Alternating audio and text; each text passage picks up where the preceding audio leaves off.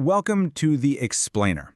Today we're going to pull back the curtain on a really fascinating piece of financial engineering called securitization. It's the answer to a question that might sound a little strange. So how is that possible? Well, imagine a company that sells tons of cars on monthly payment plans. They've got millions of dollars in future payments coming their way. They're technically very profitable, but they have bills to pay today. They need cash for payroll, for supplies, for everything.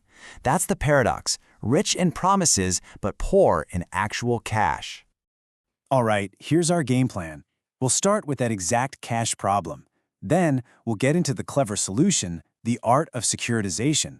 We'll see how it all works, who's involved, and why they even bother. We'll also look at two different flavors of it, and then, finally, we'll see how this all plays out in a real-world market like India. Okay, so let's start at the very beginning. Let's really dig into this idea of a profitable company having a serious cash problem. Those receivables, you can just think of them as a big pile of IOUs from customers. They're assets for sure, they have real value.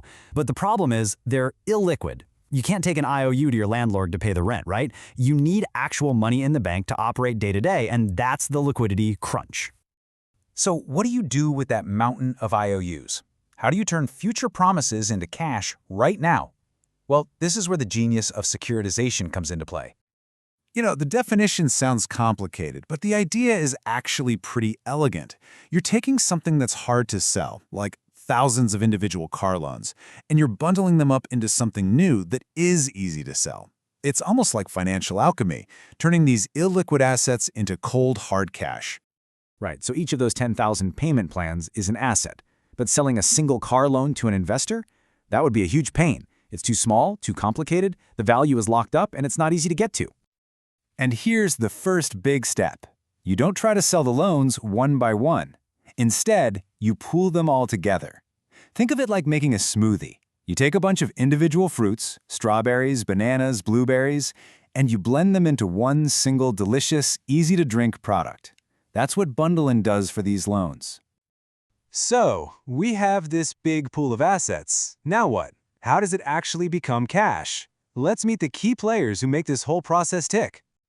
You've got three main roles here. First, the originator, that's our car company. They're the ones who need the cash. Then you have the investors who are looking for new things to invest in. And in the middle, you have the crucial go-between, the special purpose vehicle, or SPV. This is a new company created for just one purpose, to buy the assets and turn them into securities. And here's the assembly line. The car company pools the loans and sells them to the SPV. The SPV then slices and dices that pool into new investments, securities, and sells those to investors. The investors' money flows to the SPV, and the SPV uses that money to pay the car company. Boom. Future payments just became cash in hand. Now that sounds like a lot of work, so why does everybody agree to do this? What's the motivation for the company, and what's in it for the investor? It really is a win-win. The originator gets that desperately needed cash right away, which lets them focus on their main business, building and selling more cars. For the investor, it's a great opportunity. They get to invest in a whole new type of asset and earn a steady, predictable income stream from all those people making their monthly car payments. Okay, but it gets a little more nuanced. When that SPV creates the new securities, they don't all have to look the same.